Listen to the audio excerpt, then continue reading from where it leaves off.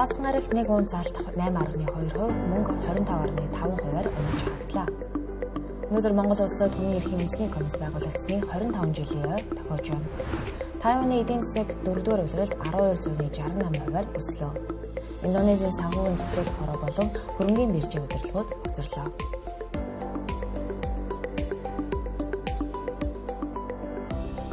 Ажлынхын хөтөлбөр тавтамаар л үзэгчтэй Америкийн нэгдсэн улсын Төв банкыг дараагийн жилүүдэд удирдах эрхмийн нэр ил болсноор долларын ханш чангарч үнэт металлын зах зээл сүүлийн 30-40 жилийн туршид үзэгдээгүй томоохон уналт тэмдэглэгдэн өнгөрлөө. Харин Азийн хөрөнгийн зах зээлд хэмэл оюуны өрсөлдөөний хамгийн том ялагчаар Тайван нэрлэгдэж байгаа бол Индонезийн хөрөнгийн зах зээл нилээдгүй шууган дэгдээгээд байгаа өмнө үргэлжилж байна. Харин Японы сонгуулийн санал хураалтын өдөр тун ойрцоор байна. Ажлынхын хөтөлбөрийн удаагийн дугаар дээр хөрөнгийн зах зээл дээр юу болж байгаа талаарх мэдээллийг хамтдаа шалгацгаая.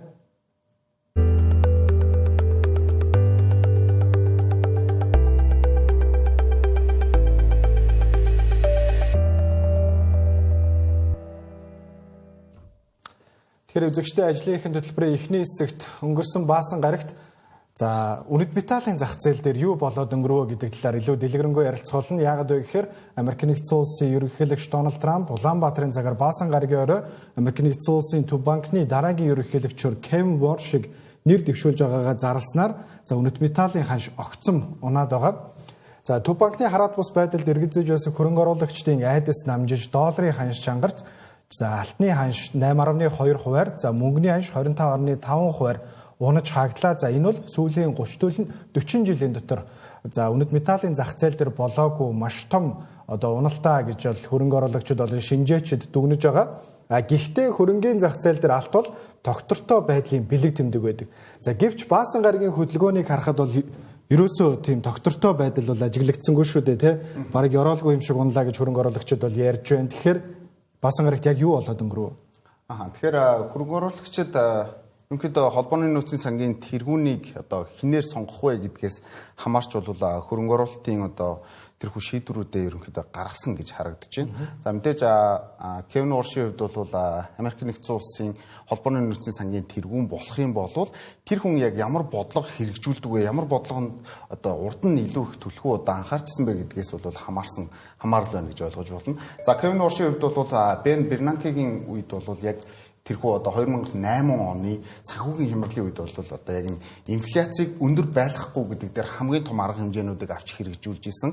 Тэр бодлогыг түлхүү олон нийтэд бас танилцуулж исэн хүний нэг байдаг. Тийм учраас Кевин Воршийн яг тэрхүү инфляцийг өндөр байлгахгүй гэдэг нь ямар санааг илэрхийлж байгаа юм гэхээр мэдээж бодлогын хүүг цаашдаа урт хугацаанд буулгахгүй байхад тэр магадлалыг бол нэмэгдүүлж байгаа гэсэн үг. Тийм учраас зах зээлийн тэлэлт гэдэг зүйл бол зах зээл дээр харьцангуй удаашралтай явагдах юм байна гэдгийг харсан учраас хөрөнгө оруулагчид бол ерөнхийдөө зах зээлүүдээс бол татгалзах илүү айдас хурж ийн гэж ойлгож болно.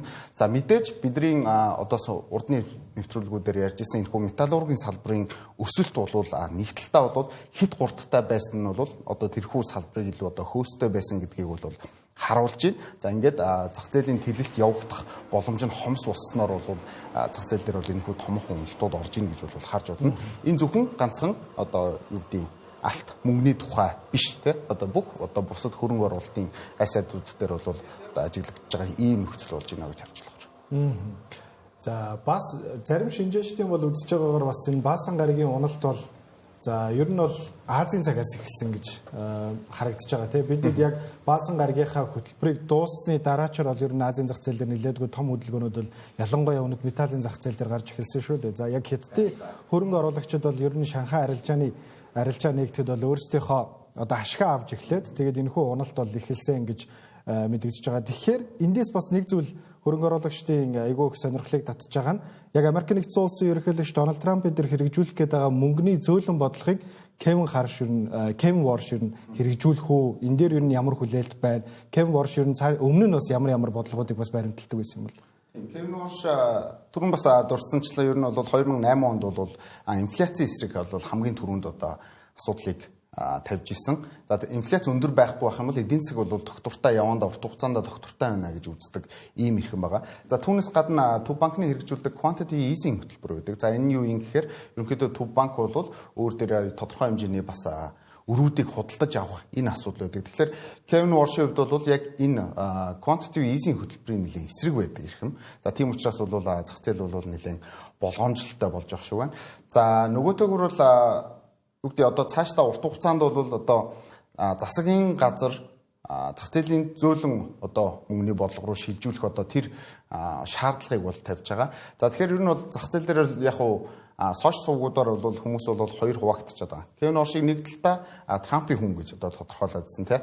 Яагаад гэхээр Kevin Walsh-ийн эхнэр өөрөө одоо Estée Lauder-ын одоо өв залгамжлагч. Estée Lauder компани тийм. Estée Lauder бол мэдээж Дональд Трампын сонгуулийн хамгийн том одоо хандивлагчдын нэг үеж байгаа. $5 сая хандивлсан шүү. $5 сая тийм. Тэгэхээр яг эндээс нь харах юм бол Kevin Walsh-ийн хувьд бол илүү одоо Дональд Трампын тэрхүү хүсэж байгаа эдийн засгийн нөхцөл байдал мөнгөний одоо тэлэлтийг бол хийх нь гарцаагүй маа гэж тайлбарлаж байгаа бол тус эрхмийн өмнө нь хийж исэн тэрхүү одоо үйл ажиллагаануудаас гаргаж исэн тэр бодлогууд дээр нөлөөлжсэн нөлөөллөөс нь аваад үзэх юм бол за зах зээлийг бол илүү чангаруулах буюу одоо hawkish гэж хэлээд байгаа тийм илүү хатуу бодлого руу бол баримтлах ийм одоо нөхцөл харагдаж байна. Тэгэхээр ер нь бол тус эрхэм ямар ч гэсэн эхлээд нэгдүгээрт бол одоо албан тушаал авах хэрэгтэй байх. За түүний дараагаар бол яг зүйлсүүд тодорхойлох бах. Яг холбооны нөөцийн сангийн тэргүүн яг өөрийнхөө ажлыг аваад би бол цаашдаа ийм бодлого баримталж ажиллана гэдгээ бас танилцуулдаг. Тэгэхээр тэр танилцуулган дээр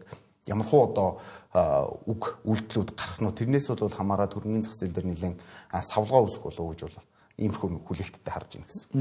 Тэгэхээр ерөнхийлөгч Дональд Трамп өөрийнхөө бүрэн эрхээ хүрээнд бол нэр дэвшүүлээд байгаа тий хараахан бас албан ёсоор томилогдоог байгаа. Тэгэхээр яг одоо Азийн зах зээл бас нэгдсэнтэй холбоотойгоор үнэт металлын зах зээл дээр бас нэлээдгүй хүчтэй хөдөлгөөнүүд ажиглагдж байна л да. Яг одоо бас зах зээл дээр үнэт металлын зах зээл хэрхэн яаж хөдөлж байна вэ? Тэгэхээр яг сая нэг цагийн өмнөөс гэх юм уу те Азийн зах зээл нэгдэхэд бол харьцангуй бас эерэг одоо ногоон хүчин рүү эргээд орж эхэлж исэн. За алтны хувьд бол 1 орчим хувиар, за мөнгөний хувьд бол 3-4% хэлбэлцэлтэй байсан бол сүүлийн цагийн хугацаанд бол алтууд ойролцоогоор яг 6 орчим хувиар яг тэр өсөлтөөсөө гэсэн үг л те 6 орчим хувиар унсан байна. За мөнгөний хувьд бол мөн адилхан тэрнээс арай илүү дээш хувиар бол унсаа харагдаж байна. Тэгэхээр яг энэ сүүлийн нэг цагийн нөхцөл байдлыг харах юм бол бас эргээд нөгөө 5 дахь өдрийн баасан гарагийн яг хаалтын ханш одоо үргэлжилж исэн тэр бол одоо ингээд нөхцөл нь бол эргээд унсан байдалтай харагдаж байна.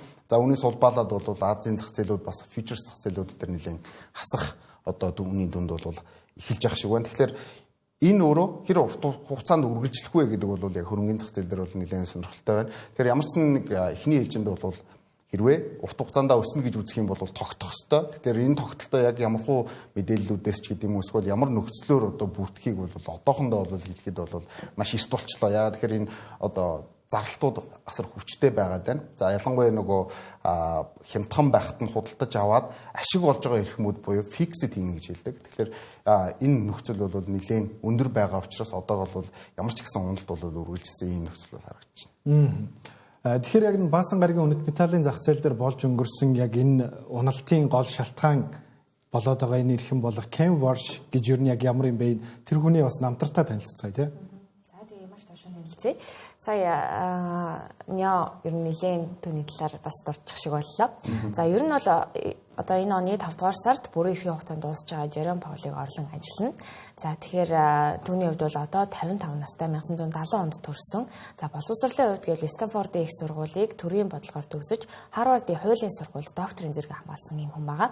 За ажлын туршлагын хувьд гэвэл онцлог нь Morgan Stanley хөрөнгө оруулалтын банкнд ажиллаж исэн. За мөн ерөнхийлөгч Жорж Бушийн засаг захиргаанд эдийн засгийн зөвлөхөр ажиллаж исэн юм туршлагатай хүн байна. За эдийн засгийн үзэл баримтлалын хувьд түрүүн Нёгийн хэлсэнчлэн хатуу байр суурьтай буюу hawkish ийм байр суурьтай хүн байгаа.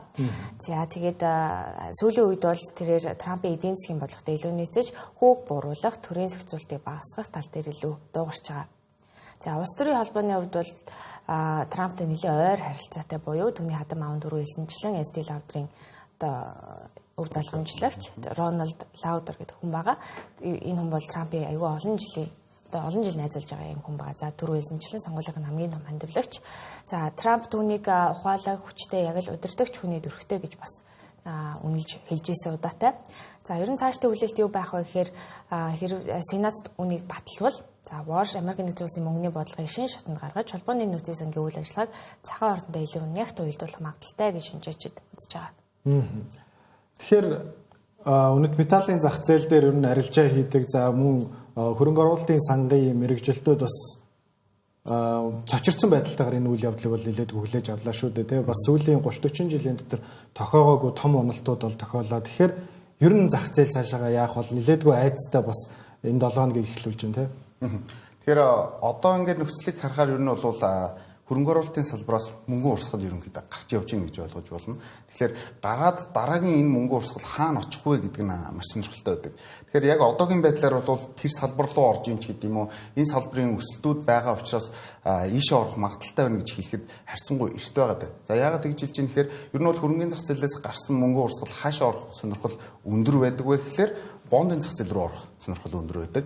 Яг одоогоор бол Америк нэгдсэн улсын бондуудын өгөөж бол тийм хурдтайгаар буухгүй байна буюу тэрхүү бондуудыг худалдаж авахгүй байгаа нөхцөл бол харагдаж байна. Тийм учраас яг энэ хүн мөнгө урсгал яг хаашаа орох нь бол яг одоогийн байдлаар бол тодорхой биш байна. За урт хугацаанд бол бид нар юу гэж хүлээх юм гэхээр энэхүү одоо бондын хэрвээ зах зээлүүд одоо ингээд хямралд ороод урт хугацаанд уналт үргэлжлэх юм бол бондын зах зээлийн өгөөж буурах хэрэгтэй. Өгөөж буурна гэдэг нь юу гэсэн үг юм гэхээр тус бондын үнэлгээ өндөр болж байгаа гэдгийг бол харуулдаг. За хөрөнгө оруулагчид юу гэж үздэг юм гэхээр өөртөө байгаа мөнгөө хааш нь хийх вэ гэж. За хамгийн найдвартайгаар нь бол ерөнхийдөө Америк нэгдсэн улсын 10 жилийн бонд, за ганц Америк биш л да бусад улс орнуудын урт хугацаатай бондуудыг ерөнхийдөө сонгох хандлага руу шилждэг бол яг одоогоор тэр нөхцөл бол харагдахгүй байна гэж тайлбарлаад байгаа. Тэгэхээр зөвхөн урт хугацаанд бид нар магадгүй үнэт одоо зүйлсүүдтэй одоо уран зурагч гэдэг юм уу? Эсвэл бол ямар нэгэн байдлаар томоохон брэндүүдийн одоо бүтээгдэхүүнүүд рүү хүмүүс ер нь хөрөнгө оруулах хандлага бас нэмэгддэг л дээ юм уу. Тэгэхээр бид нар магадгүй нөгөө Rolex цаг ягаад үнэтэй болоод байдаг вэ гэдгийг бас мэдэн штэ тэ. Тэгэхээр хүмүүс илүү эрсдэл үүсэхүй гэдгээс хамаарад бол одоо банк нь мөнгө хадгалахаас илүүтэйгээр яг ийм бит бүтээгдэхүүнүүдийг худалдаж авах энэ одоо нөхцөл бүрддэг. За миний харж байгаагаар бол зүгээр магадгүй үйл хөдлөлийн салбар жоохон сонирхолтой болж эхлэх болов гэсэн ийм хүлээлттэй байна. Гэхдээ одоогоор бол яг хэлэхэд хитрхи эрт байна. Яагаад тэгэхээр маш хүчтэй одоо өсөлт орчихсон буюу тэнцээ нөгөө хөөс гэж нэрлэгдээд байгаа зүйл үүсчихсэн болохоор тэр л ерөнхийдөө буурж явах магадaltaй урт хугацаанд бол эргээд одоо all time high буюу өндөр одоо цэгүүдийг тогтоох магадлал байгаа. Яагаад тэгэхээр нөгөө мөнгөний тэлэх бодлого үргэлжлэх юм болов гэдэг санаа тий.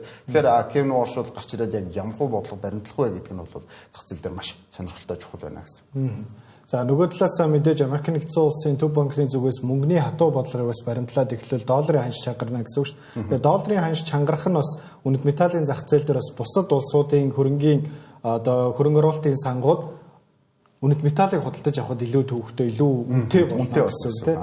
За сүүлийн саруудад бас долларын ханш суларч эхэлсэн нь бас энэ гадаадын хөрөнгө оруулагчид болон за энэ хөрөнгө оруулалтын сангууд үнэт металлыг авахд илүү хямдхан болоод байсан гэсэн үг тийм. Тэгэхээр энэ бас хэрхэн яаж өрнөх болоо гэдэг нь нэлээдгүй сонирхол татж байна. За үргэлжлүүлээд Индонезийн хөрөнгөний зах зээлийн талаар илүү дэлгэрэнгүй ярилцъя тийм. Өнгөрсөн 7 хоногт MSCI-ийн зүгээс бол Индонезийн хөрөнгөний зах зээлтэй холбоотой нэгэн анхааруулгыг бол олон нийтэд ил болгосон байгаа. За энэ анхааруулгад хоёр зүйл одоо бид эдийн гол анхаарах ёстой зүйл. За эхнийх нь болохоор free float буюу за тухайн хөрөнгөний зах зээлийн одоо liquidity буюу те одоо хувьцаа одоо эргэлдэх те чөлөөт эргэлтний харьцангуй бага байна гэдэг дүгнэлтээ гаргасан. За нөгөө талаасаа бүтцийн хувьд нилээдгүй асуудалтай буюу бүрхэг байна. За хувьцаануудын ихийнх нь одоо томоохон компаниуд нэг гэр бүлэдийн одоо эзэмшилд байна гэдэг зүйлс яригдсны дараа за MSCI-ийн зүгээс ерөнхийдөө Индонези улсын хөрөнгөний зах зээлийг emerging market-аас дараагийн ангиллалд оруулах одоо нэг ангиллал ухраах тийм асуудлууд яригдж эхэлснээс хойш тус улсад нэлээдгүй томоохон шуугиан дэгдээд байна л да тий. За хөрөнгөний биржийн болон санхүүгийн зохицуулах хорооны удирдлагууд нас огцрох талаар яригдж байсан. Тэгээ өнгөрсөн 7 хоногийн сүүлээр буюу баасан гарагт аль биесээр огцрлоо. Ер нь энэ зүйл хаанаас яагаад эхэлж вэ? Ер нь юу болоод өнгөрөв? MSCI гэдэг нь бол Morgan Stanley Capital International буюу дэлхийн одоо бүх одоо энэ биржүүдийг ерөнхийдөө үнэлсэн, индексүүдийг үнэлсэн ийм одоо стандарт гэж ойлгож болно. За тэгэнгүүт ерөнхийдөө 3 одоо ангиллалд авч үздэг. За World Indexes те, за Emerging Market, за мөн Frontier Market гэж ийм 3 маркетд шилжүүлдэг. Тэгэхээр Индонези бол одоогийн байдлаар бол emerging market-д байсан буюу яг голт нь байсан гэсэн үг. За тэгэхээр Morgan Stanley-гийн зүгээс бол ийм шаардлагыг тавьсан байна. Индонезийн хөрөнгөний зах зээл дээр байгаа компаниуд хэтэрхий одоо мэдээллүүд нэгдүгürt нууцлаг байна. За хоёрдугаарт бол хэтэрхий төвлөрөл өндөртэй байна. За гуравдугаарт магадгүй тоон датануудыг буруу гаргаж өгч гинэ гэдэг энэ шаардлагыг тавьсан. Тийм учраас танаа энэхүү одоо хөрөнгийн зах зээлийг бол нэг шатлалаар бууруулах буюу frontier market руу буулгахын шүү гэдэг одоо анхааруулгыг өгсөн гэсэн үг. Тэгэхээр өнгөрсөн 4-р сарын 9-өөс хойшоо бол Жакартагийн Islamic Index ойролцоогоор 70 орчим хувиар өссөн байдаг. Тэгэхээр 70 орчим хувиар өсч явсан тэрхүү одоо зах зээл буюу за тэр улсын хамгийн том индексүүд бол ойролцоогоор 20%-аар нэг өдрийн дотор унсан байж байгаа. За тэрхүү болгоомжлол нь мэдээж угаасаа Morgan Stanley-гийн тавьсан тэрхүү шаардлагатай бол холбоотой гэдэг нь тодорхой. За ингээд Жакартагийн одоо яг тэрхүү хөрөнгийн биржээс бол одоо нэг мэдээлэл хийсэн. За тэр нь бол free floating одоо шеэрүүдийг бол илүү их хэмжээтэй болгох одоо шаардлагыг бол биелүүлнэ гэдгийг бол амласан байж байгаа. Тэгэхээр тэр нь юу гэсэн үг юм гэхээр зах зээл дээр зарагддаг компаниудын хувь хэмжээг илүү одоо их болгох буюу олон нийтэд илүү их одоо хувь хэмжээг заруулна гэсэн санаа. За тэр нь бол ойролцоогоор ер нь бол 7.5% тай бол урд нь хүлээн зөвшөөрдөг байсан бол энийг 15% болгож байгаа буюу тухайн компани удирдлага дан ганц тэр компани удирдлага биш олон нийт рүү илүү ихээр шилжих боломж нь үүсэж байгаа гэсэн. За энэхүү мэдээллийг бол гаргаж тавьсны дараа бол Индонезийн зах зээл эргээд 12 орчим хувиар бол өссөн байж байгаа. Тэгэхээр яг хуу харьцангуй тэр нөгөө хурдтай унжилсан уналт бол тогтож гин гэж харж байна. Гэхдээ энэ нөгөө компаниудаа шаардлага тавьж эхлэх гэсэн одоо хөрөнгөний бирж нь. Тэгэхээр та урд нь бол юу гэдэг нь 5% $5.5% хүртэл гаргацсан байсан бол энийг 15% болтол ихсгээ гэхээр энэ нөгөө зах зээл дээр бас нэлээд том савлгаануудыг үүсгэн л дээ. Тэгэхээр гол нь компаниуд тэрийг хүлээн зөвшөөрөх үгүй юу гэдэг нь одоохондоо тодорхой биш байна. Энэ бол бас тийм ч амархан шийдэгдчих асуудал гэж бодохгүй байна. Тэгэхээр хугацаа өгсөн тэр хугацаанд компаниуд илүү их одоо floating share-үүдээ зах зээл дээр гаргаад зараад эхлэх юм бол олон нийтэд одоо хүртээмжтэй болж эхэлнэ. Ингээхээр нөгөө компани шийдвэр гаргалтанд бол одоо нөлөөлөл нь олон нийтээс илүү болж байна гэж харна. Тэгэхээр энэ зах зээлийг яг тогтсон уугүй юу гэдэг дээр бол хэлж мэдэхгүй. Гэхдээ яг ямар хугацаанд тэрхүү одоо шаардлагыг биелүүлэх юм. Тэр шаардлага нь одоо эргээд Morgan Stanley-гийн одоо стандартад нийцэж гин үгүй юу гэдгээс хамаарад бол зах зээл бол Жакартагийн зах зээл бол одоо яах нь бол тодорхойлогдох хаа гэж харагдаж байна. Тэгэхээр энэ бол яхаа аргагүй бас хөрөнгийн зах зээлийн нэлээдгүй том судлах ёстой кейс болж үлдэж байгаа шиг шүү дээ тий. За мэдээж тухайн ханшийн савлгаанууд бол бас янз янзын байдалтай бол ер нь болж өрнөх бах. Гэхдээ одоо манай Монгол улсын хувьд бас Монголын хөрөнгийн биржийн үүсгэн байгуулагдсны 35 жилийн хойд өнгө саяхан болсон тий. Бас дөнгөж үүсч бий болж байгаас хөрөнгийн зах зээлүүдийн нэг бидний хувьд ер нь Индонезийн энэ кейсээс ер нь ямар сургамж авах шаардлагатай. За манайх бол яг харьцангуй бас MSCI дээр бол нэг одоо тодорхойлогддог биш те.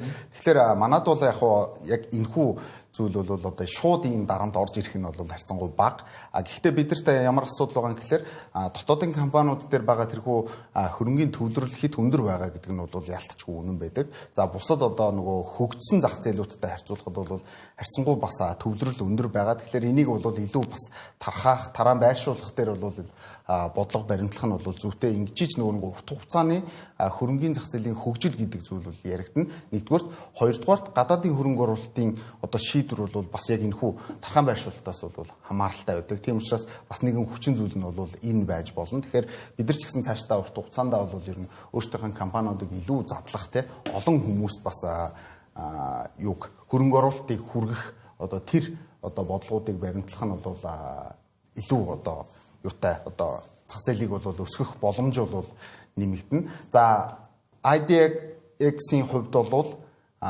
цаашдаа явандаа яг энэхүү хугацаа өгсөн дээр хэрхэн ажиллах вэ гэдгээс бол Индонезийн яг энэхүү зах зээл цаашдаа бол өсгөө унах уу гэдэг нь бол тодорхойлогдохоор ийм нөхцөл байдалтай л харагдаж байна.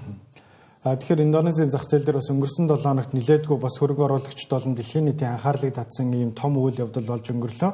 За энэ үйл явдал ер нь хэрхэн цаашаа өрнөх вэ гэдэг нь нэлээдгүй сонирхол татж байна. Гэхдээ үргэлжлүүлээд Монголтой холбоотой нэгэн маш чухал мэдээлэл байгаа. За өнөөдөр Монголын хүний эрхийн үндэсний комиссийн түүхт 25 жилийн тохиож байгаа. Тэгэхээр энэ талтай холбоотой зарим нэг статистик мэдээллийг та бүхэнд одоо хүргье. Тэгэхээр хүний эрхийн үндэсний комисстэй холбоотой ямар сонирхолтой мэдээллүүд байна? Тэгэхээр 25 жилийн тохиож байгаа гэж сая хэллээ. За энэ одоо үүсэн болсон одоо суурь нь хэрхэн тавигдсан талаар бас товчхон мэдээлэл өгөх зүйтэй байх. За 1948 онд бол Нэгдсэн үндэсний байгууллага ерөнхий ассамбле хүний эрхийн түгээмэл тунхаглалыг баталж за гишүүн улсуудад түүний бүх заалтыг дагаж мөртөг уриалсан байдаг. За улмаар бүх наримдах Монгол ард улс Нэгдсэн үндэсний байгууллагад 1961 онд нийтийн орсныг үзэж та бүхэн бүгдээр мэдж байгаах. За 1993 онд Нэгдсэн үндэсний байгууллагаас хүний эрхийг дэмжих хамгаалах үндэсний байгууллагуудын эрх зүйн зарчмуудыг агуулсан Парисын зарчмуудыг баталсан. За улмаар 2001 онд Монгол Улсын их хурал хүний эрхийн үндэсний комиссийн тухай хуулийг баталж за 2001 оны 1-р тогтоолоор Цэрэнд оржийг хүний эрхийн үндэсний комиссийн гишүүн бөгөөд дараагаар за Далай жамц доржийг гишүүнээр тус томилсноор Монгол Улсад хүний эрхийн үндэсний комисс албан ёсоор үүсгэн байгуулагдсан ийм төгтэй байгаа. За хүний эрхийн үндэсний комисс нь Монгол Улсын хууль тогтоомж бодлого шийдвэрийг хүний эрхийн зарчим хэм хэмжээнд нийцүүлэхэд хувь нэмрээ оруулах тэргүүн зорилготой. За үүний хүрээнд өнгөрсөн хугацаанд нийт 354 хууль тогтоомжууд нийт 2255 санал оруулсан байна. За мөн сүүлийн 5 жилд хүний эрхийн үндэсний комиссийн хүлээн авсан гомдлын тоо хэмжээ 13431 байдаг байна. За тэгээд эдгээр гомдол мэдээллийн ойролцоогоор 64%-ийг шийдвэрлэж 28.8%-ийг харьяалах байгууллагуудад шилжүүлж за үлдсэн 7.5%-ийг буцаасан байдаг. За мөн өнгөрсөн хугацаанд 269,401 оролцогчийг сургалтад хамруулсан буюу үүсгэн байгуулагдсан цагаас эхлэн хүний эрхийн үндэсний комисс за хүний эрхийн боловсролыг дэмжих түгээх чиг үүргийн хүрээнд 4848 удаагийн за 13579 цагийн сургалтад нийт сая дурдсанчлан 269,401 оролцогчийг хамруулсан байна. За мөн 1236 сурагч багш бэлтгэсэн юм байлээ. Хүний эрхийн үндэсний комисс за өнгөрсөн хугацаанд орон даяар нийт за ийм тооны сурагч багшийг хүний эрхийн чиглэлээр бэлтгэн гаргасан байдаг.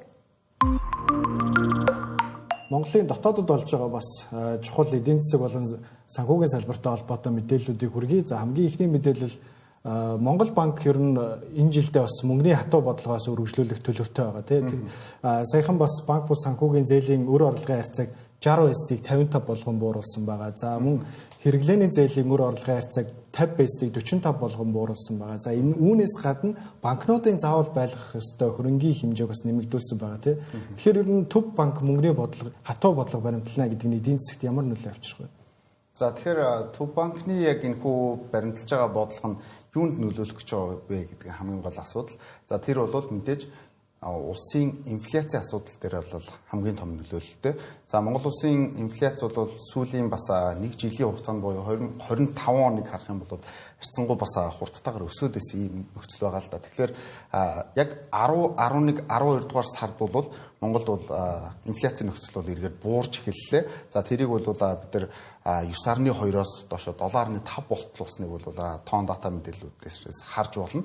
За тэгвэл сая гаргасан хүү Монгол банкны шийдвэр нь юу гэсэн үг юм гэхээр за би чинь өөрийнхөө орлогын 60% хүртэлх хувьтай тэнцэх хэмжээний зээл хийх боломжтой байсан бол энийг 55% болгож ийн гэсэн үг.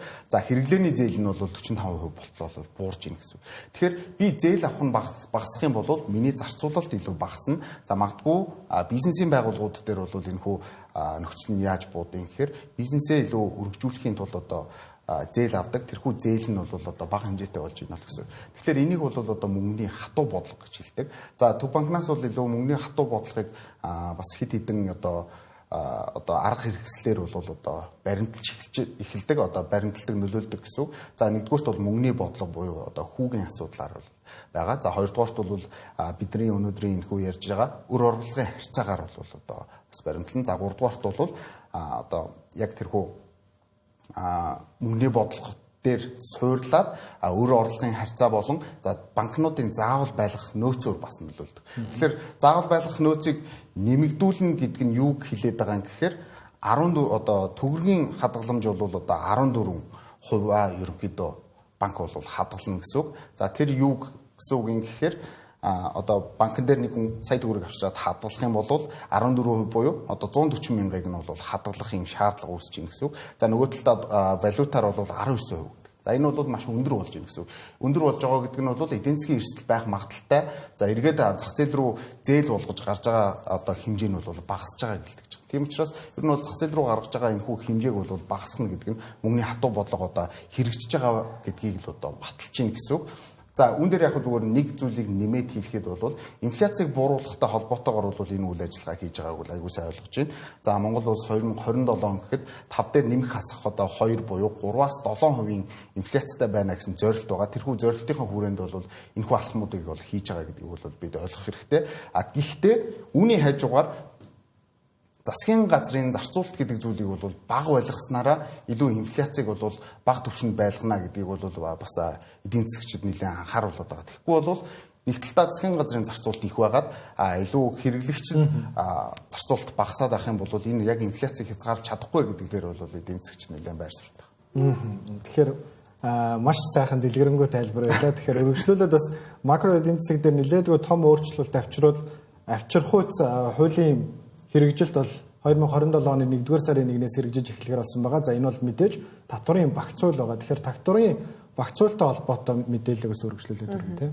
За тэгээ өнгөрсөн оны 5-р сард бол татварын багц хуулийн эслийг өргөн мэдүүлж хилцүүлэн батлуулах ёстой байсан чинь ажил хойшлосоор за өнгөрсөн оны 12 дугаар сарын 30-нд татварын ерөнхий хуульд нэмэлт өөрчлөлт оруулах тухай хуулийн төсөл болон за уг хуулийн төсөлтэй холбогдуулан боловсруулсан бусад хуулийн төслүүдтэй хамт өргөн мэдүүлсэн байдаг юм байлээ. За ер нь бол засгийн газраас энэ онд хэрэгжүүлэх зорилтуудын хүрээнд энэхүү татварын хуулийн өөрчлөлт багтж байгаа. За илүү тодорхойлох юм бол аж ахуйн нэгжийн орлогын албан татварын тухай хуульд нэмэлт өөрчлөлт оруулах. За хувь хүний орлогын албан татварын тухай хуульд өөрчлөлт оруулахар болсон. За тодруулах юм бол хувь хүний орлогын албан татварыг 2 их 80 төгрөгөөр, за аж ахуйн нэгжийн ачааллыг 700 орчим тэрбум төгрөгөөр, за нийт 2.7 их 80 төгрөгийн татварыг үе шаттайгаар бууруулах юм ажлыг авч хэрэгжүүлэх байгаа. За мөн жижиг дунд бизнесүүдийг дэмжих татварын суурийг тэлэх зорилгоор 90% татварыг хөнгөлж хялбаршуулсан гормыг 400 сая төгрөг хүртэл орлоготой аж ахуйн нэгжид нээлттэй болгож за хамрах хүрээг нэмэгдүүлэхээр болсон. За мөн нөт буюу за нэмэн үртгэн албан татварын хөнгөлөлт чөлөөлтийг нэмэгдүүлэх хүрээнд ирэх 2027 оноос за 500 мянган төгрөг хүртэл 100%, за 500 мянгаас 1 сая хүртэл 50%, за түүнээс дээш үний дүнтэй худалдаа авалтад 20% татварын хөнгөлөлт үзүүлэхээр тусгасан байна. Тэгэхээр энэ багц хууль бол яахын аргагүй бас иргэд болон бизнес аж ахуйн нэгжүүдийн хувьд бол нэлээдгүй том хүлээлтийг үүсгэж байгаа шүү дээ тийм. Тэгэхээр үргэлжлүүлээд бас дотоодтой холбоотой нэгэн сонирхолтой мэдээллийг та бүхэнд өргөе. За Монголын хөрөнгийн биржийн вебсайтын дизайн өнөөдөр бас албан ёсоор шинжлэгдсэн байна. За энэхүү дизайнтай холбоотой шинжилэлтийг та бүхэнд одоо үзүүлье. За дизайны хувьд бол өмнөх өнгө төрхөөсөө одоо тис ондоо болсон буюу илүү одоо мэдээллүүдийг харахад цэгцтэй ойлгомжтой болсон байна. За нүүр хуудасны хувьд ингээд доош нь гүйлгээд харуул за үнэт цаасны арилжаа, бонд, за хөрөнгөөр баталгаажсан үнэт цаас, улуурхаан бүтээгдэхүүн гэх мэдээллүүдийг нэг доороос авах боломжтой болсон бол за та бүхэн зах зээлийн үнэлгээг бас эндээс нэг бүрчлэн харж олон за хувьцаа, за мөн бонд гэх мэтчлэн бас ингэж ялгаж өгсөн нь за илүү бас цэгцтэй ойлгоход амархан харагдаж байна. За эдгээрээс гадна брокер, дилер, андеррайтер компаниудын тоо мэдээллүүдийг бас нүүр хуудаснаас авах боломжтой. За хамгийн бас чухал мэдээллүүдийн нэг нь та мэдээж хувьцаат компаниудын ханшнууд руу орж харвал бүх жигсаалтууд нь өмнөхөөсөө илүү ойлгомжтой бас харахад илүү амар болсон тийм дизайнтай болж шинжлэгдсэн байна. За энэ бол мэдээж бас хөрөнгийн зах зээлийг сонирхдаг, хөрөнгийн зах зээлтэй холбоотой бизнес арилжаа эрхэлдэг хүмүүсийн хувьд бол нэлээдгүй сонирхолтой чухал мэдээлэл шүү дээ тийм. Нёгийн хувьд энэ дизайн хэр таалагдав? Надад бол таалагдж байна. Одоо сүүлийн одоо юу гэдэг нэг 10 гаруй жилийн хугацаанд бол бид нар яг зөвхөн яг нэг дизайн нэг юм аялтаа байсан шүү дээ. Яваад байсан. За бид нар нөгөө олон улсын яг энэ хүү хөрөнгөний зах зээлүүд дээр бас ямархуу байдг вэ гэдгийг бас харьцуулж хардаг болохоор манайх бол харьцангуй бас нэг жоохон хоцрогдолтой яваад байдаг юм болов уу гэж бол хардаг байсан. Бол одоо бол маш ойлгомжтой олон мэдээллүүд нүүр хуудсан дээр байна гэдэг нь бид нар заавал нөгөө дамжаад одоо тэр зах зээлийн хэмжээ ч юм уу те эсвэл өдрийн үнийн өөрчлөлтийг бол одоо хайж явах шаардлагагүй шууд гарч ирдэг бол босно бол маш одоо давуу талтай болсон бол харагдаж байна. За одоо цаашдаа бол одоо нөгөө график дурсгалын асуудал дээр бас илүү анхаарлаа хандуулчих юм бол манай бас хөрөнгөний зах зээлийн бас энэхүү вебсайтн дээрх мэдээллүүд маш цэгцтэй, эмх цэгцтэй одоо сайхан болж байна. За энийгээ дагаад бас мэдээж хөрөнгө оруулагчдын тоо хэмжээ нэмэгдэх бас боломж бий болох юм болов уу гэж бол хөдөө харж байна. Тэгэхээр үзэгчтэй ажлынхын хөтөлбөрийн эхний хэсэг өндөрлөж байна. Макро эдийн засгийн хэсгээр эргээд уулзцгаая.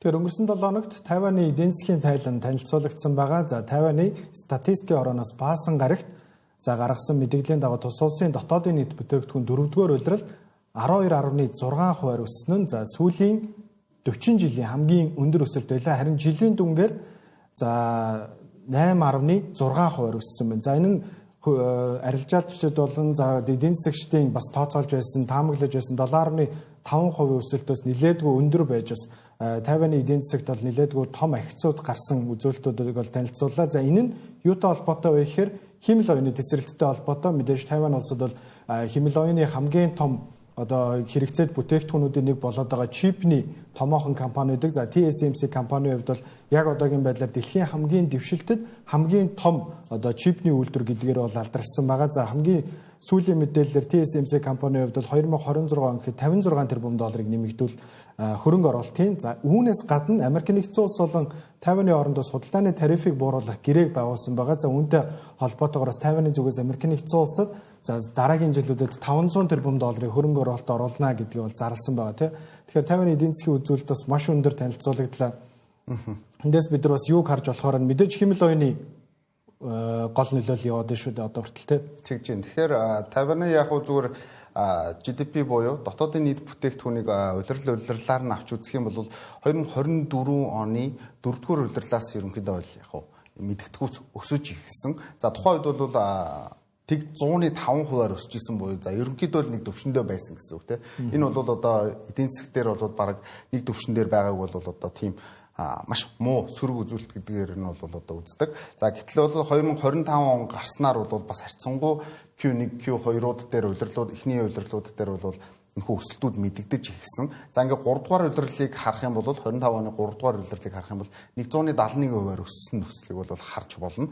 За ингээд 4 дугаар удирдлийн дүн гарахад маш өндөр одоо өсөлт буюу 552% өсөлттэй. За ингээд жилээр нь харах юм бол түрүүний бидний ярьдаг 12% одоо өсөлт буюу зөвхөн нэгэн салбараас хамааралтай улсын эдийн засгийн өсөлт ингэж одоо том өснө гэдэг нь бол одоо маш том мэдээлэл. За энэ бол магадгүй цаашдаа бол маш том кейс болж үлдэх болов уу гэж бодож байна. Хөрөнгөний зах зээл дээр ч гэсэн одоо энэхүү өсөлтийг бол бид нэлээд тод авч үлдэх болов. За энэ бол нэлээд жишг болж байгаа. Тийм учраас Тайваныг бид нар юу гэж харах юм гэхээр илүү хурдцтайгаар эдийн засаг нь томорж байна. За энэ юутай холбоотой юм гэхээр зөвхөн одоо химэл оюун ухааны технологийн өсөлтөөс шалтгаалж байна гэсэн үг тийм. Тэгэхээр бусад салбарууд нь бол энэхүү одоо салбарыг дагаж өсөх одоо боломж нэгдэж байгаа. Тийм учраас тус улсын эдийн засаг бол цаашдаа бас илүү хурдан байх юм болов уу гэдгийг бол энэхүү тоо мэдээлэлээс бол харж болохоор. За үүнээс гадна Тайваны экспорт 2025 онд түүхэн дээд хэмжээнд хүрсэн байгаа. За мөн Трампын засаг захиргаа бас зарим гол нэрийн бүтээгдэхүүний импортод одоо хүртэл бас шалгалт явуулж байгаа ч гэсэн за Тайваны экспортын 60% эзэлдэг. За чипний одоо импортын одоо импортыг бол Америк нэгдсэн улсын татвараас бол 100% чөлөөсөн байна.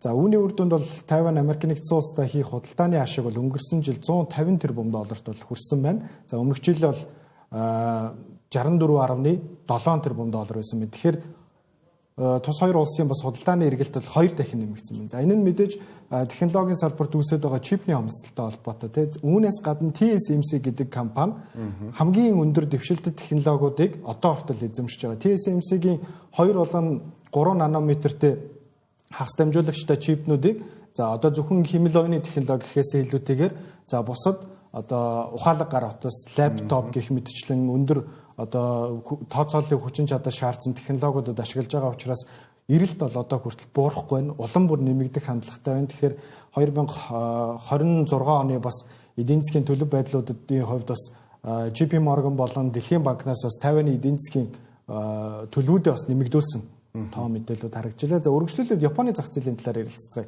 За сүүлийн өдрүүдэд бас хөрөнгө оруулагчдын нэлээдгүй анхаарал татж байгаа Японы сонгуул байгаа тийм. 2 дугаар сарын 8-нд зохион байгуулагдсан Японы төлөөлөгчдийн танхимын сонгуул. За эдгээр өдрүүдэд бас долларын эсрэг йений ханш бас нэлээдгүй бас хүчтэй хөдөлгөөнийг үзүүлж 161-д төгсөж бас инфляц нь бас нэмэгдсэн үзүүлэлтүүд бас харагдаад байгаа. Ер нь Японы хөрөнгөний зах зээл дээр юу болж байна? Nikkei 225 бас ямар хөдөлгөөнүүдийг харуулж байна? Доллар эсрэг ер нь йен хямдарна гэдэг нь юу хэлж байгаа юм гэхээр доллартай хүн орж ирээд Япон улсаас илүү их хэмжээний бараа бүтээгдэхүүн авахыг л одоо үндсэндээ бол тодорхойлж байгаа. Тэгэхээр 2 дугаар сарын одоо эхний үеэр бол болно гэжсэн тэрхүү сонгуул болох нь тодорхой одоо өдөр товлогдсноос хойшоо бол харьцангуй одоо доллар йений харьцаа 160-аас бол ойролцоогоор 152 хүртэл бол маш хүчтэй бас буусан ийм нөхцөлтэй байна. За эргээд яг одоогийн түвшинд бол 155 дээр бол явж байна. За энэхүү йений хямдрал нь ерөнхийдөө Япон улсад бас илүү ашигтайгаар тусч байгаа асуудлууд байгаа. За тэр нь юу юм гэхээр хөрөнгөний зах зээл дээр хөрөнгө оруулах сонирхол, гадаад хөрөнгө оруулалтын сонирхол маш өндөр болж эхэлнэ гэсэн үг. За түрүүн миний дурдсанчлан илүү их одоо доллартай орж ирээд илүү их бүтээгдэхүүн авах буюу за магадгүй Япон компани хувьцааг ихээр нь авах боломж бүрдэж идэг. Тийм учраас ер нь бол гадны хөрөнгө оруулалтыг татахын тулд бол одоо бас мөнгөний ханш бас бага байх нь бусад одоо валютуудын эсрэг сул байх нь бас зарим нэг одоо үйлдвэрлэгч орнуудын хувьд за дид бүтцийг шийдсэн орнуудын хувьд бол ашигтайгаар тусах ийм тохиолдлууд байгаа. За дан ганц Японч гэлтгүй бас энэхүү түүх бол бас одоо яг Турк улс дээр бол бас харагддаг л да. Тэгэхээр Японы яг энэхүү одоо сонгуультай холбоотойгоор ямар шийдвэрүүд гарах нь тэгэхээр яг хөрөнгөний зах зээл бол одоо яг бол хамгийн өндөр түвшиндээ буюу бүх цаг үеийн хамгийн одоо өндөр үнэлгээн дээр явж байна. За энэхүү нөхцлөө одоо сонгуулийн нөхцлөөс шалтгаалаад бол магадгүй бас нэг жоохон тодорхой хэмжээний уналтууд орох ч юм уу йен илүү чангарах ийм нөхцөл бас бүрддэхийг бол үүсэхгүй. Тэгэхээр үргэлжлүүлээд крипто зах зээлийн талаар маш товчхон ярилцаад дараагийн сэдвээр шилжээ гэж бодож байна. За биткойны ханш 77 мянган орчим дээр арилжаалагдаж байна. За бас 77 мянгаас бас доошогоо савлсан үзэгдэл бас 8 цагаас хойш ер нь ажиглагдлаа. Тэгээд Ethereum-ийн ханш бас сүүлийн өдрүүдээс нэлээд хүчтэй уналтыг бас үзүүлээд байна. Ethereum яг одоогийн байдлаар $2295 дээр арилжаалагдаж байна. 3%-аар унаад байна. Ер нь крипто биткойны зах зээл ер нь яахаар байна? Тэгээ яг нөгөө өнгөрсөн баасан гарагийн явдалтай холбоотойгоор крипто салбар дээр бол нэлээд том уналтууд орж ирсэн. За бид нар өмнөх нэвтрүүлгүүдээр бас биткойны ханшийг бол эхний одоо тогтох буюу одоо тогтох боломжтой үнийг бол demand хэсэг гэж нэрлээд за тэрийг бол нэг 85 орчим мянга гэж бол тодорхойлжсэн. За 85 мянга дээр бол ойрцоор нэг 2 сар гармын хугацаанд бол одоо хамгийн доод үнэ нь бол 85 мянга дээр бол харагдаж байгаад за саяны одоо Кевин Оршийн асуудлаас болоод бол ингээд 70 мянга руу орж ирж байна. За хэрвээ бид нар энэ үргэлжлээд уналт үргэлжлэн гэж үзэх юм бол техник шинжилгээ талаас бол 70 орчим мянга дээр бол дараагийн одоо тогтох боломжтой хэсэг буюу demanding хэсэг бол байх боломжтой. За хэрвээ 70 мянга хүрэх юм бол бид нар үндсэндээ бол биткойны ханшийг юу гэж харах юм гэхээр үндсэн гол онолынхаа дагуу буюу доо онолын дагуу хамгийн одоо өндөр ханшаас доошогоо тренд эргэж гинэ гэж бол тодорхойлж болно гэсэн. Тэгэхээр энэхүү трендийн эргэлт нь ер нь бол хідэн одоо доллар хүртэл явахыг бол одоо яг тэд гэж тодорхойлох нь бол асуудалтай. За ямар ч гэсэн 70 мянга дээр бол одоо ирж тогтоод эргээд нэг тодорхой хэмжээний өсөлт орсны дараа ямар суур бодлогууд явж гин, ямар мөнгөний нийлүүлэлтийн асуудлууд явж гин. За магадгүй эсвэл бол крипто дээр маш том мэдээлэл гардаг ч юм уу те. Ийм тохиолдол одоо өснө гэж хүлээхээс яг одоо яг зах зээлийнхаа журмаар зүгээр энгийн үеүүдээр бол илүү одоо унах хандлага руу шилжих нь бол одоо энэхүү нөхцөл нь бол бүрдэж байгаа л гэж харж болохоор байна л да. Тэгэхээр 70 мянга гэдэг бол одоо дараагийн demand хэсэг байна. Энэхүү demand дээр тогтоод эргээд тодорхой хэмжээний том өсөлт орохгүй бол эргээд одоо тренд эргэсэн нөхцөлийг бол баталгаажуулж байгаа гэсэн үг. Тэгэхээр Азийн арилжааны цагаар спот алтны ханш бол ер нь дахиад 5%-аар бас унж байна. За $4610 дээр бол яг одоо futures арилжаан дээр бол арилжаалагдаж байна тий. За мөнгөний ханш бас 30 гаруй хувиар унсан нилээдгүй бас хөрөнгө оруулагчдын хувьд бол цочроос баасан гараг болж өнгөрсөн байгаа. Макро эдийн засаг болон анхаарах хөдөлгөөний хэсэг дээр бид энэ талаар илүү дэлгэрэнгүй ярилцлаа. Одоо хөтөлбөрийнхөө төгсгөл хэсэг та бүхэнд за хамгийн сүүлд гарсан чухал мэдээллүүдийн талаар товчхон өргөе. Тэгэхээр хамгийн ихний мэдээлэл автомат бодлогын зах зээлийн хамгийн том тоглогч нарын нэг болох Waymo 16 тэрбум долларын хөрөнгө оруулалтыг татж 100-аас дээш тэрбум долларын үнэлгээтэй боллоо. Тэгэхээр Waymo аль компаниудаас ямар хөрөнгө оруулалтыг татваа? За мэдээж гол хөрөнгө оруулагч нь бол Alphabet компани байсан. За нийт санхүүжилтийн 75 гаруй хувийг буюу ойролцоогоор 13 тэрбум долларыг бол гаргахаар төлөвлөд байгаа. За бусад хөрөнгө оруулагч нь бол ер нь venture capital-ийн 5хан сангууд бас шинээр нэгдэж байгаа. За мөн өмнө нь байсан бас хөрөнгө оруулагчид ч гэсэн бас байгаа. За энэхүү санхүүжилтийн үр дүнд бол Waymo-гийн үнэлгээ 110 тэрбум долларт хүрэх бөгөөд за энэ нь ердөө одоо 15 сарын өмнөх үнэлгээ буюу 45 тэрбум доллар байснаас 2 дахин их үзүүлэлт болох юм. За энэ нь тус компани дэлхийн хамгийн өндөр үнэлгээтэй технологийн компаниудын нэг болох одоо ийм төлөвтэй байна. За одоогоор Waymo яг ямар амжилттай байгаа вэ гэвэл за Waymo өнөөдрийн байдлаар нийт 20 сая гаруй аяллыг амжилттай гүйцэтгээд байна. За мөн 7 хоног бүр 450 мянга гаруй төлбөртэй захиалга авч байгаа маань. За мөн одоогоор Сан Франциско, Феникс, Лос Анжелес хотуудаас гадна саяхан Майами хотод үйлчлэгийг нэвтрүүлсэн байгаа. За мөн Европт туршилтаа эхлүүлээд байгаа. Ялангуяа Лондонд. За орлогын хувьд гэвэл тус компани жилийн тогтмол орлого 350 сая Америк долларт хүрсэн. За тэгээд ер нь бол энэ үйл явдал нь өөрөө явж автомашины зах зээлд Waymo-гийн тэргүүлэх байр суурийг баттгаж, за Tesla-гийн робот такси төлөвлөгөөтэй өрсөлдөхүйц юм томоохон одоо үйл явдал болгож байгаа хэрэг болж байна. Хэвлэлүүдийг бол цочроос нэгэн хөрөнгө оруулалтын мэдээ байгаа. Энэ бол Nvidia бол OpenAI компани хөрөнгө оруулалтын мэдээ. Nvidia компани бол өнгөрсөн 9-р сард OpenAI-тай нэг дэд бүтцийн 100 тэрбум долларын гэрээ байгуулна гэж яригдчихсэн шүү дээ. Одоо ахад ихээхэн хэмжээний бас хөрөнгө оруулалт хийх талаар бас мэдээлэлүүд цацагдж байгаа. За өнгөрсөн дугаар дээр бас ярьжсэн Amazon компаниас бас 50 тэрбум долларын хөрөнгө оруулалтыг OpenAI бас татгаар яригдж байна. Яг одоогийн байдлаар бас Jensen Huang-аас энэ мэдээллийн талаар сэтгүүлчдэд яриа авахд бас 100 тэрбум доллар бол нэг тийм том зүйл биш үү гэдэг бас хариу өгсөн байна. Бас энэ технологийн салбар ялангуяа энэ хэмэл оюуны өрсөлдөөнд хөрөнгө оруулалтын тоонууд бас хэрхэн яаж өөрчлөгдөж байгаа гэдгийг харж байгаа. За яг одоогийн байдлаар 100 тэрбум долларын нийтдээ хөрөнгө оруулалтыг OpenAI компани 830 тэрбум долларын үнэлгээтэйгээр босгож байгаа юм байна. За энэ дээр бас яг одоогийн яригдж байгаа Nvidia, Amazon, за бусад бас Сауди Арабын томоохон хөрөнгө оруулалтын сангууд бол яригдж байгаа. Хэрвээ 100 тэрбум долларын хөрөнгө оруулалтыг босгвол энэ хувийн технологийн компани босгосон түүхэнд хамгийн өндөр үнэлгээнээс гадна хөрөнгөний зах зээл дээрээс босгосон хамгийн өндөр үнэлгээнд бол тооцогдно. За хамгийн сүүлд бас өнгөрсөн жил OpenAI компани 40 тэрбум долларын хөрөнгө оруулалтыг босгосон байгаа. Үүний ихээхэн хэмжээг бол SoftBank бас бүрдүүлсэн байгаа. Тэгэхээр дараагийн хөрөнгө оруулалтууд нь үргэлжилсээр байна. Яагаад вэ гэхээр энэ 800-900 сая хэрэглэгчтэй ChatGPT гэдэг бүтээгдэхүүн маань өөрөө маш өндөр зардалтай болж хувраад байна. Тэгэхээр энэ зардлыг бас дахин нөхөх хөрөнгө оруулалтуудаас хайсаар байна. Тэгэхээр хамгийн сүүлийн хүрэх мэдээ бол Америк нэгдсэн улс болон TikTok-той холбоотой мэдээ байгаа. За Америк нэгдсэн улсын зохицуулагч байгууллагын зүгээс яригдж байсан TikTok-ийн хориг бол өндөрлсөн байгаа. Яагаад вэ гэхээр TikTok Америк нэгдсэн улсын хөрөнгө оруулагчдаас бүрдсэн хамтарсан компани байгуулад байгаа. Гэхдээ TikTok-ийн скандал буюу TikTok-той холбоотой асуудлууд улам бүр үргэлжилсээр байна. За TikTok-ийн гацалт нэмэгдсэн байна, сүлжээнд доголдсон байна. Тэгэхээр ер нь юу болоод байна? За 1-р сарын 22-ны өдөр бол TikTok-ийн эзэмшигч ByteDance компани Америк нэгдсэн улсын хөрөнгө оруулагчтай тохиролцоонд хүрч за TikTok USDS Joint Venture одоо хэмээх компанийг шинэ одоо бүтцийг байгуулсан байгаа. За ингэснээр бол үйл ажиллагаагаа хэвийн өргөжлүүлэхээр болсон. За бид бас өнгөрөгч одоо ажлынхны дугааруудад TikTok-ийн сонирхчны талаар бол одоо дараалал мэдээлж байсан. За тэгвэл одоо яг юу болсон бэ гэвэл за яг энэ эзэмшил шинжлэхдээ ийм компани байгуулагдсанараа юу болох вэ гэвэл за ByteDance компани 19.9%-ыг эзэмшиж за үлдсэн одоо дийлэх буюу хувийг Америк нэгдсэн улсын за Oracle, за Silver Lake болон бусад хөрөнгө оруулагч одоо эзэмшгээр болсон байгаа. За илүү тодорхойлох юм бол Америк хэрэглэгчдийн бүх мэдээллийг Oracle компани одоо клауд технологид хадгалахаар шийдсэн байгаа. За мөн TikTok-ийн алдарт одоо санал болгох алгоритмыг бол Америк инженерүүд дахин сургаж хятадын талын нөлөөллөөс ангид байлгахаар бас тохиролцсон байгаа. За мөн Америк хэрэглэгчид 2026 оны 3 дугаар сараас эхлээ аппликейшны шинэ хөлбөр рүү шилжих бас шаардлагатай болж магадгүй байгаа гэх мэтчлэн. За гэтэл яг юу болсон бэ гэхээр шинэ эзэмшигчдийн мэдл шилжснээс ердөө 3 хоногийн дараа буюу 1-р сарын 25-нд за Virginia мужидах Oracle өгөгдлийн төвд цахилгаан тасалдах асуудал гарсан. За энэхүү тасалдал нь TikTok-ийн системд одоо гинжин эхлэхний алдаа үүсгэж нөөц серверүүд нь ачаалал дийлэхгүй одоо нурахад хүргэсэн байна.